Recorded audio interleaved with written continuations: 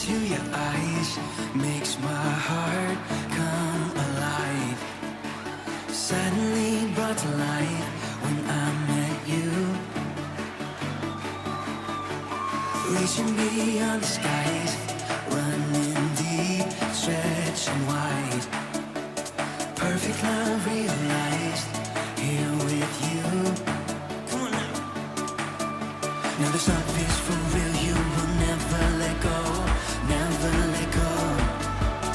Oh, and it's more than just words. Love beyond my control, out of control. Shalom teman-teman, senang bisa berjumpa kembali dengan teman-teman di ibadah online gym.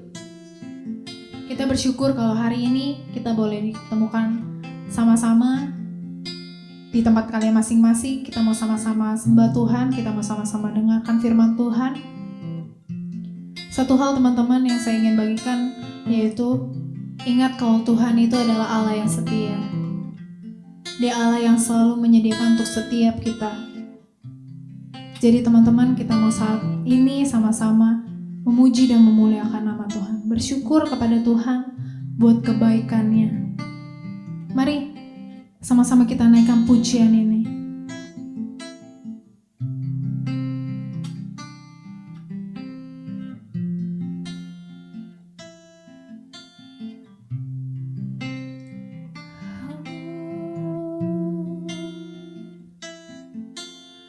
Bapa, Kau setia. Bapa, Kau mulia. Tenanglah jiwaku, aman bersamamu.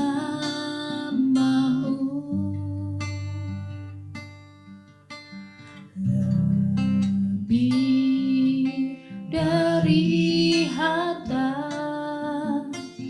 Kaulah segalanya. Tenanglah jiwaku dalam hadirat-Mu. Kau tunjukkan kasih setiamu. Kau menyediakan yang ku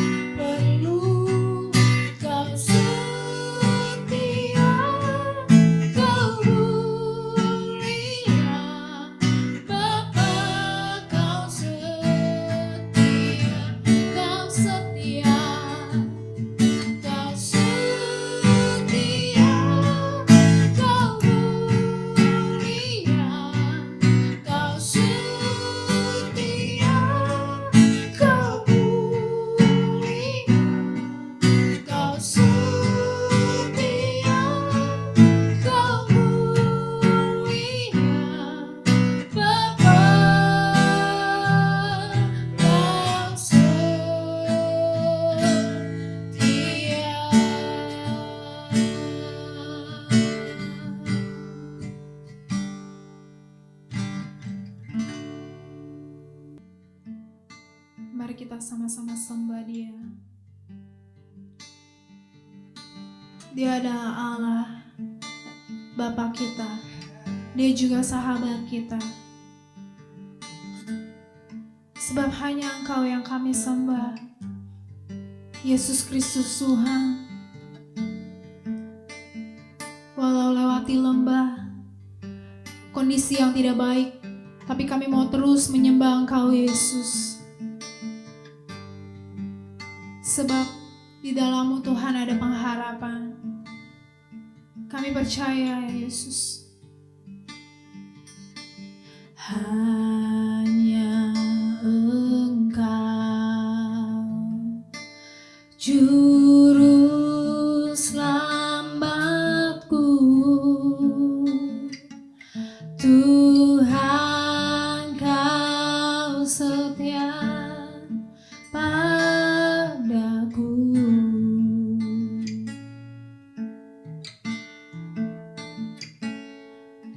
Yang ku pegang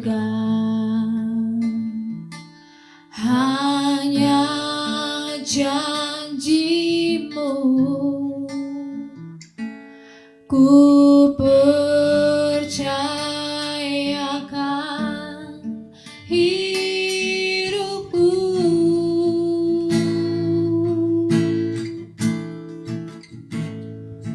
Ku sembah Kau Allahku, Bapa dan sahabatku. Kau yang pedulikan seluruh hidupku.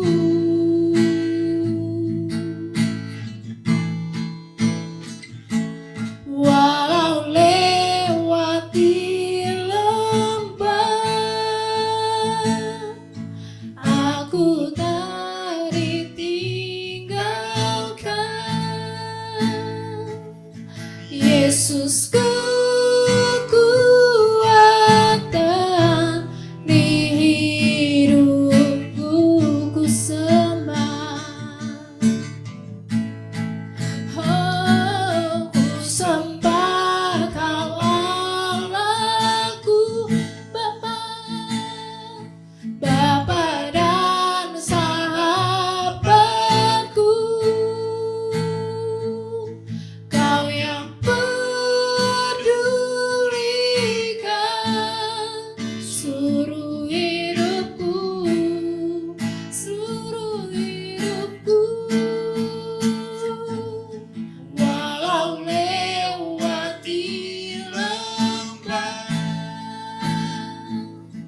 aku tak ditinggalkan. Yesus kekuatan, Yesus kekuatan di hidupku. Yesus kekuatan, Yesus kekuatan, Yesus kekuatan, Yesus kekuatan. Oh, Yesus kekuatan di hidupku.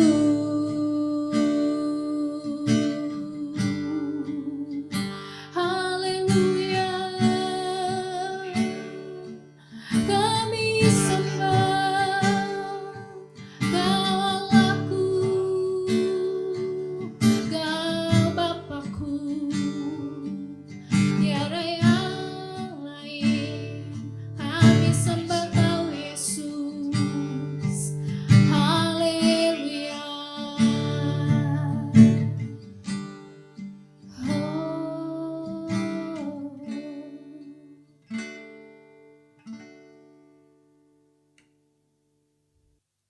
Selanjutnya kita akan mendengarkan firman Tuhan melalui hamba-Nya.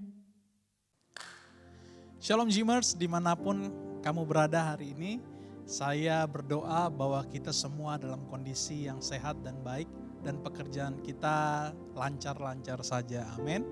Dan bagaimana ya, situasi sekarang ini tentu tidak menguntungkan bagi banyak orang, terutama bagi orang-orang muda.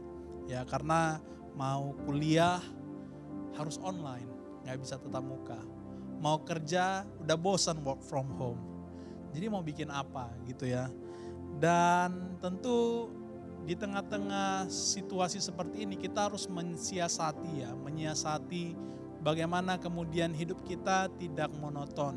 Ya, bagaimana hidup kita tidak bosan ya, tidak garing ya. Dan akhirnya kita sampai kepada titik stuck, kita nggak bisa bikin apa-apa. Dan ini tantangan buat kamu dan saya sebagai orang-orang muda, sebagai orang yang mulai dari yang kuliah, yang kerja maupun yang baru saja berkeluarga. Ini bukanlah hal yang mudah. Akan tetapi saya mau kasih tahu kepada kamu ya, kamu semua yang hari ini mendengarkan firman Tuhan, yang akan mendengarkan firman Tuhan, jangan letakkan pengharapanmu di dalam dirimu sendiri. Jangan letakkan pengharapanmu di dalam pekerjaanmu. Jangan letakkan pengharapanmu kepada hobimu. Jangan letakkan pengharapanmu kepada apa yang kamu suka. Ya, karena apa? Karena seringkali orang ketika meletakkan pengharapan kepada apa yang mereka sukai atau kepada pekerjaan mereka, suatu ketika pekerjaan itu akan diambil daripadanya, posisi itu akan diambil daripadamu, apa yang dapat kamu lakukan? Kamu pasti akan ngerasa kamu kehilangan banyak hal ya. Kamu akan ngerasa bahwa kamu tidak lagi berguna. Karena apa? Yang kamu sukai, apa yang kamu harap-harapkan itu telah diambil. Akan tetapi saya mau katakan kepada teman-teman Gymers, Youthers dimanapun kamu berada pada saat ini, supaya kamu tetap semangat ya. Karena firman Tuhan yang hari ini saya mau bawakan sangat menarik ya, sangat menarik mengenai anak muda juga di dalam Alkitab. Anak muda di dalam Alkitab itu kalau kita lihat mereka adalah pribadi-pribadi yang secara ekonomi sudah dewasa ya. Mereka sudah mapan. Mereka sudah punya apa yang disebut sebagai independensi. Mereka dapat berdiri di atas apa yang mereka lakukan sendiri.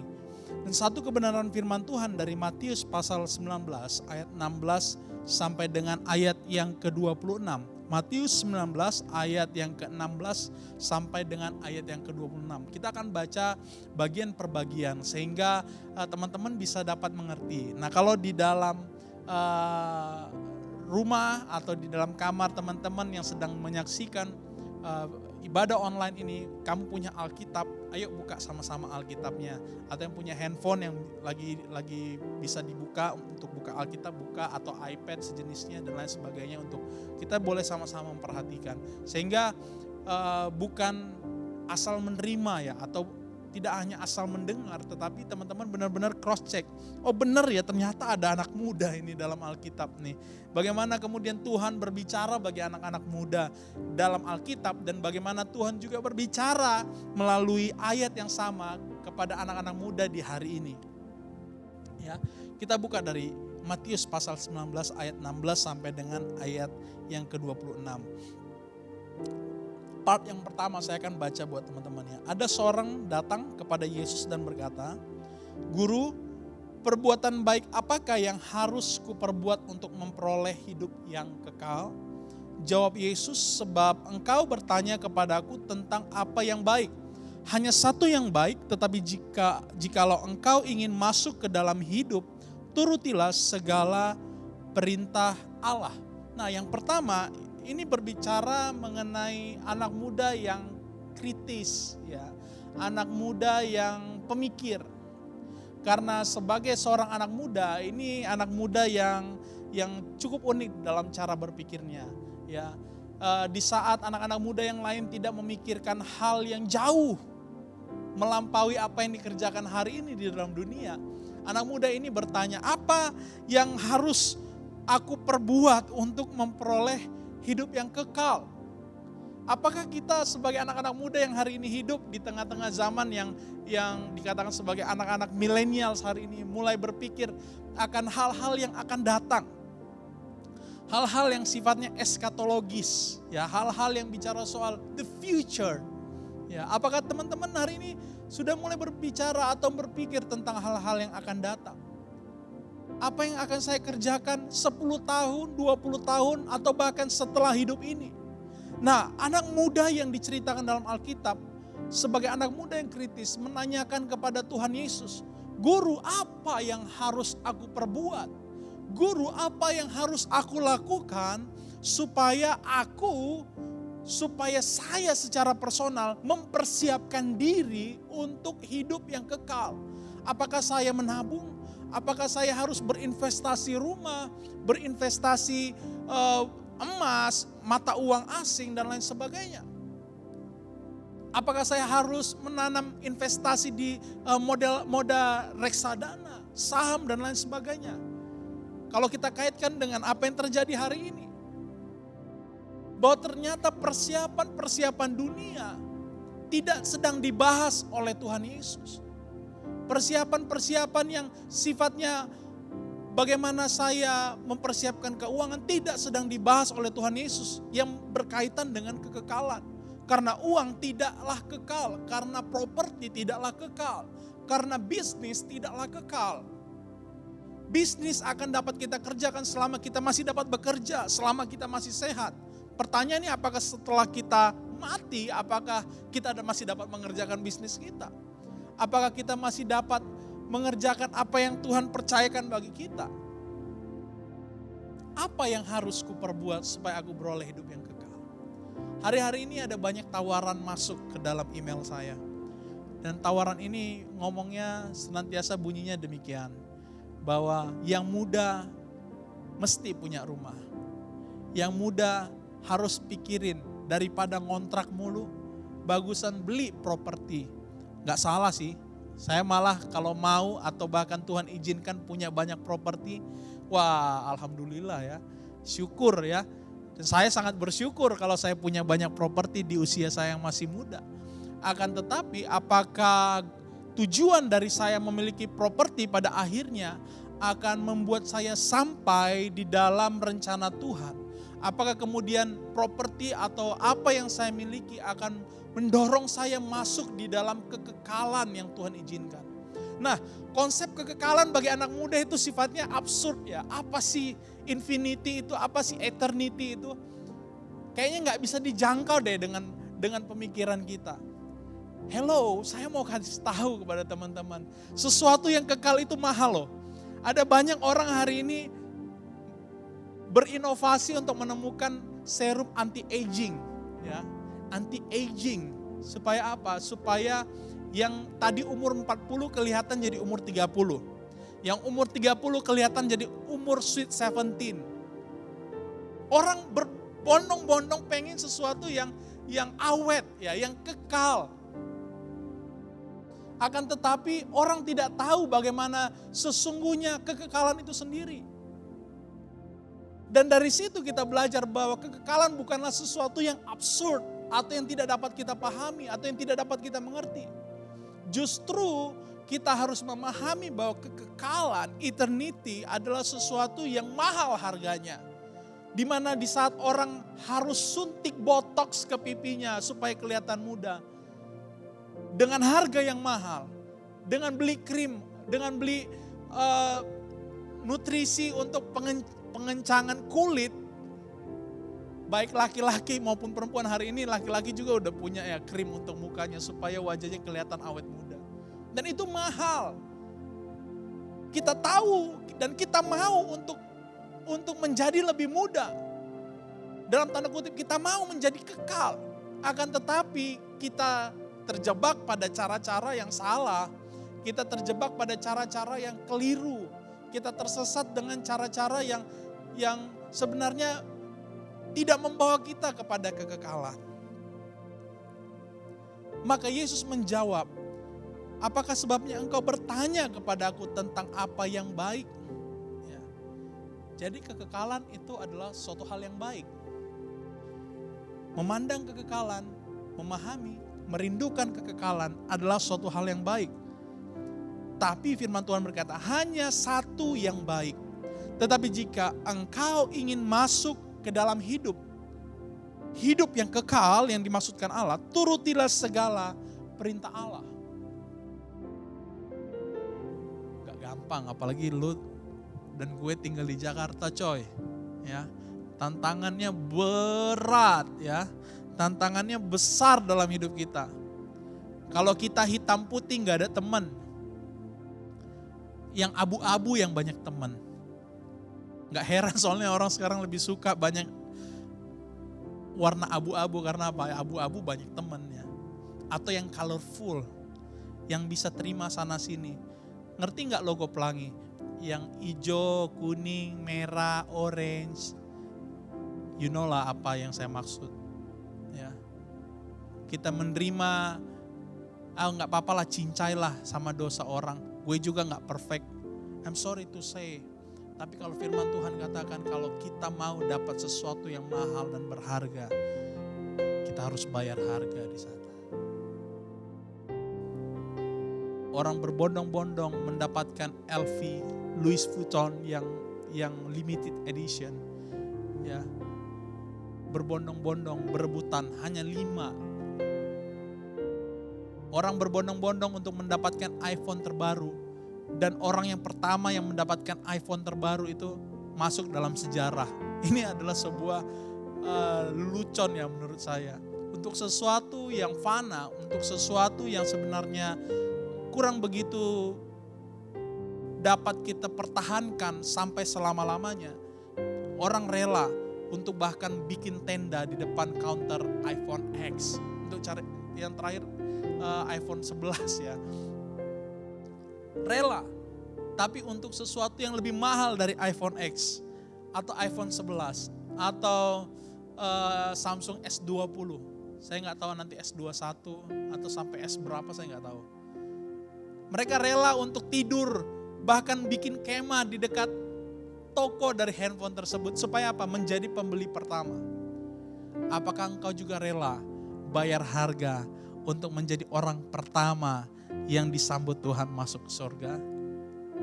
Jangan sekarang karena masih muda. Amin. Ya. Ya, tetapi jika engkau ingin masuk ke dalam hidup, turutilah segala perintah Allah. Ayat 18. Kata orang itu kepadanya, perintah yang mana? Kata Yesus, jangan membunuh, jangan berzina, jangan mencuri, jangan mengucapkan saksi dusta. Hormatilah ayahmu dan ibumu dan kasihilah sesamamu manusia seperti dirimu sendiri. Oke. Dan orang muda itu jawab. Kata orang muda itu kepadanya, semua itu telah kuturuti. Apalagi yang masih kurang? Semuanya. Wah. Ini bukan cuma orang yang pergi beribadah. Ini orang yang juga melakukan apa yang dia dengar dalam ibadah. Tapi firman Tuhan bilang, belum semua. Ya, ayat 21, kata Yesus kepadanya, jikalau engkau hendak sempurna, pergilah, jualah segala milikmu dan berikanlah itu kepada orang-orang miskin, maka engkau akan beroleh harta di sorga, kemudian datanglah kemari dan ikutlah aku. Esensinya bukan kita harus jadi miskin baru kita masuk sorga. Esensinya adalah kita harus benar-benar menyadari bahwa dari semua yang kita dapatkan dalam dunia ini, pekerjaan terbaik, pendidikan terbaik, pelayanan terbaik, yang terpenting dari semuanya itu untuk kita memperoleh yang kekal itu adalah bagaimana kita mengasihi Yesus lebih dari semuanya. Apakah engkau mengasihi Yesus lebih dari semuanya? Apakah engkau hari ini teman-teman, Gymers, Youthers dimanapun berada, yang mungkin bukan hanya dari Jakarta yang menonton, dari daerah lain juga yang menonton, bahkan yang dari luar negeri sedang menonton. Saya mau katakan ya, kita bisa lakukan semua yang terjadi dalam isi Alkitab ini. Tetapi kalau pada akhirnya kita tidak mendasarkan semuanya di dalam Yesus, ya, di dalam Yesus, mengikut Yesus, maka kita belum dapat memperoleh hidup yang kekal. Yohanes 3:16 berkata, karena begitu besar kasih Allah akan dunia ini, sehingga ia telah mengaruniakan anaknya yang tunggal, supaya setiap orang yang percaya kepadanya tidak binasa, melainkan beroleh hidup yang kekal. Amin. Gak gampang. Ya. Mengikuti Yesus harus rela kehilangan segala-galanya. Ya. Menjadi berbeda itu harus rela kehilangan segala-galanya. Ya. Gak gampang. Bagaimana kita dapat mengaplikasikan ini dalam hidup kita? Saya mau katakan, kita tidak harus menjadi miskin untuk kita dapat masuk dan mengenal Yesus dan memperoleh hidup yang kekal. Tapi saya mau katakan, apa yang hari ini Tuhan percayakan dalam hidupmu, talentamu, keluargamu, pekerjaanmu, kuliahmu, mari hari ini kita kerjakan dengan dasar mengasihi Yesus. Ayat 22. Ketika orang muda itu mendengar perkataan itu, pergilah ia dengan sedih sebab banyak hartanya, sebab banyak yang dia miliki, sebab banyak tanggung jawabnya. Yesus berkata kepada murid-muridnya, aku berkata kepadamu, sesungguhnya sukar sekali bagi seorang kaya untuk masuk ke dalam kerajaan sorga. Nah, sama sekali ayat ini jangan ditanggapi secara harfiah. Ya, secara harfiah maksudnya kemudian kalau kita kaya kita nggak bisa masuk ke sorga. Kalau kita berhasil kita nggak bisa masuk ke sorga. Justru itu adalah pemahaman yang keliru. Karena apa? Tuhan mau engkau berhasil. Tuhan mau engkau jadi orang yang kaya. Supaya apa? Dari kekayaanmu, dari keberhasilanmu engkau jadi berkat bagi orang lain. Dari apa yang engkau miliki engkau bisa jadi berkat bagi orang lain. Ya. Yesus berkata bahwa sesungguhnya sukar sekali bagi seorang kaya untuk masuk ke dalam kerajaan sorga. Sekali lagi aku berkata kepadamu, lebih mudah seekor unta masuk melalui lubang jarum daripada seorang kaya masuk ke dalam kerajaan Allah. Ya. Ini satu kebiasaan yang terjadi pada saat itu ya. Kalau Bapak Ibu lagi, sorry ya saya bicara sama anak-anak muda. Kalau teman-teman ada kesempatan pergi ke Yerusalem atau mungkin sekedar belajar tentang kebiasaan yang ada di Timur Tengah ya pada zaman Tuhan Yesus hidup. Maka untuk memasukkan unta melewati sebuah lubang yang disebut sebagai lubang jarum. Karena apa? Lubang itu kecil dan unta itu dapat dipaksa masuk ya. Dan kebiasaan ini menjadi kebiasaan yang tidak terlalu susah bagi orang-orang pada saat itu. Karena apa? Karena kalau mereka harus memutar tembok kota, maka ini akan memakan waktu. Ya. Maka kemudian unta itu yang secara tinggi tubuhnya dia tidak mungkin masuk ke sana. Tetapi ketika kemudian unta itu berusaha dan orang-orang yang menolong itu dapat mendorong unta itu untuk masuk melewati lubang jarum, maka itu adalah suatu hal yang mudah. Ya. Dan Tuhan Yesus memberitahukan bahwa adalah sukar bagi mereka yang kemudian masih memikirkan hal-hal mengenai dirinya. Hal-hal yang ini untuk saya, bukan untuk orang lain. Karena Tuhan mau hidup kita dipenuhi oleh satu prinsip untuk berbagi, untuk menjadi berkat bagi orang lain. Kalau engkau hari ini diberkati oleh Tuhan, kau harus jadi berkat bagi orang lain. Karena apa? Berkat yang datang dari Tuhan itu diberikan bagimu supaya pada akhirnya bukan hanya engkau yang menikmatinya, tetapi ada banyak orang mengalami berkat Tuhan melalui kehidupanmu. Ya. Anak muda yang kritis ini, anak muda yang kaya ini mengalami kekecewaan. Karena apa? Dia ngerasa dia udah susah payah. Dia ngerasa dia udah kerja keras. Kenapa kerja kerasnya mentah begitu saja?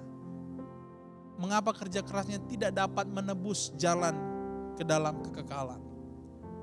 Ya. Dalam 2 minggu ini saya bertemu dengan 2 anak muda secara online. Mereka bertanya tentang kematian. Ini bukan suatu hal yang tabu lagi. Karena apa? Hari ini kita menghadapi situasi pandemi corona. Ya. Siapa saja bisa mati kalau kena. Ya. Siapa aja bisa meninggal kalau kena. Tapi saya mau kasih tahu. Ya. Saya kasih tahu kepada mereka. Saya kasih tahu berdasarkan firman Tuhan. Kalau engkau takut kehilangan nyawamu, ya, sesungguhnya engkau belum memahami apa itu kegagalan. Karena hidupmu adalah milik Tuhan. Kalau Tuhan izinkan kita sampai melewati semuanya itu, artinya apa? Tuhan masih mengasihi kita. Kalau Tuhan izinkan kematian itu mendekat dalam kehidupanmu, apa yang dapat kita perbuat? Kita gak bisa buat apa-apa. Tapi secara manusia kita terbatas. Dan waktu kita menghadap kepada Tuhan, kita mau katakan, Tuhan semuanya milik-Mu. Seperti Ayub. Ayub berkata, ya, dengan lahir aku datang telanjang, dengan pulang aku, dengan meninggalkan dunia aku juga dengan telanjang. Artinya gak bawa apa-apa. Artinya bahwa apa yang hari ini kita kerjakan dalam hidup kita, apa yang kita usahakan akan berguna di dalam dunia. Tetapi apa yang kita tabur dalam dunia untuk kekekalan akan kita tuai di dalam kekekalan. Ayat 25 dan ayat 26 saya akan tutup. Ketika murid-murid mendengar itu, sangat gemparlah mereka dan berkata, jika demikian siapakah yang dapat diselamatkan? Mereka merasa ini bukan hal yang mudah, ini adalah hal yang mustahil. Ayat 26, Yesus memandang mereka dan berkata dengan pengharapan, dengan memberi pengharapan. Bagi manusia hal ini tidak mungkin, tetapi bagi Allah segala sesuatu mungkin. Anak muda yang dikasihi Tuhan, dengan kepikiranmu ada banyak perhitungan yang tidak mungkin terjadi dalam hidupmu. Dengan perhitunganmu sebagai manusia, perhitungan kita sebagai manusia, ada banyak hal yang mustahil untuk dapat kita kerjakan. Tapi pertanyaannya, apakah engkau menyerahkan hidupmu kepada Allah? Sebab firman Tuhan berkata, bagi Allah tidak ada yang mustahil. Mungkin ada di antara kamu yang hari ini sedang kehilangan pekerjaan atau bahkan kebingungan tentang masa depan. Jangan bingung, jangan pikirin masa depannya. Serahkan hidupmu kepada Tuhan. Minta tuntunan Tuhan. Karena dengan kekuatanmu engkau gak akan pernah berhasil. Engkau akan naik satu level. Tapi waktu bersama dengan Tuhan, engkau akan naik ke level selanjutnya. Jauh lebih tinggi dibandingkan dengan engkau mengandalkan kekuatanmu sendiri. Saya percaya bahwa teman-teman Youthers, Gymmers dimanapun berada yang hari ini sedang menyaksikan ibadah online. Saya mendorong teman-teman yang masih muda, sekalipun kau masih sangat muda, aku masih sekolah, aku masih SMA. Serahkan hidupmu sama Tuhan. Hari esok manusia gak bisa jamin. Hari esok akan berubah-ubah. Kebiasaan kemarin tidak dapat kita bawa ke kebiasaan new normal sekarang. Tapi kebiasaan di dalam Tuhan yang baru di hari ini akan kita pakai di hidup atau di masa-masa yang akan datang. Kiranya Tuhan menolong kita, Tuhan memberikan kekuatan, semangat, ya. Saya berdoa pekerjaan kita, kuliah kita, orang tua kita sebagai sumber berkat untuk kita dapat sekolah, untuk kita dapat hidup diberkati oleh Tuhan. Sampai jumpa kembali di ibadah online selanjutnya dan saya akan berdoa buat teman-teman. Kami bersyukur untuk firman Tuhan yang telah kami dengar. Roh Kudus, Engkau yang memeteraikan dalam setiap hati sehingga anak-anak muda yang hari ini mulai merasa putus asa, mulai merasa kering, mulai merasa lemah, tidak berdaya memperoleh kekuatan yang baru di dalam Engkau. Pakailah anak-anak muda ini untuk memahami rencana-Mu dalam hidup mereka. Sulit bagi manusia, sulit secara perhitungan anak muda yang hari ini full of energy. Ada kekuatan yang luar biasa dalam hidup mereka, Tuhan. Akan tetapi kekuatan itu mungkin dibatasi oleh situasi-situasi. Kreativitas mereka mungkin dibatasi oleh situasi-situasi seperti ini. Mereka harus kerja online, belajar online. Tetapi, dan biarlah hamba-Mu berdoa, sukacita itu tidak akan pernah meninggalkan mereka. Karena sukacita adalah yang kekal dari Tuhan. Damai sejahtera adalah yang kekal dari Tuhan.